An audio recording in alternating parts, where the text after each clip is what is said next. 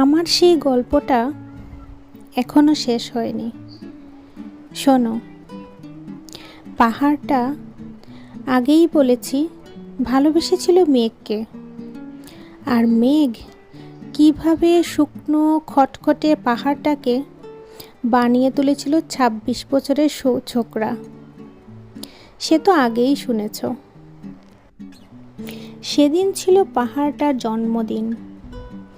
পাহাড় মেঘকে বললে, আজ তুমি লাল শাড়ি পরে আসবে।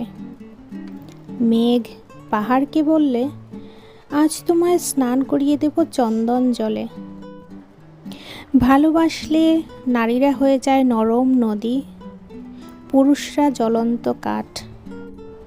সেইভাবেই মেঘ ছিল পাহাড়ের আলিঙ্গনের আগুনে, পাহাড় ছিল মেঘের ঢেউ জলে। হঠাৎ আকাশ জুড়ে বেজে উঠল ঝড়ের ঝগজম্প। ঝাঁকড়া চুল উড়িয়ে ভেসে এলো একরাশ হাওয়া। মেঘের আঁচলে টান মেরে বলল, উঠ ছুরি, আজ তোর বিয়ে।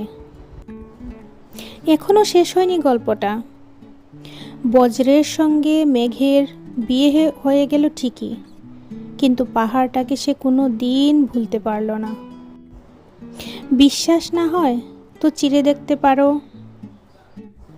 পাহাড়টার হাড় পাঁজর থই থই করছে শত ঝর্ণার জল।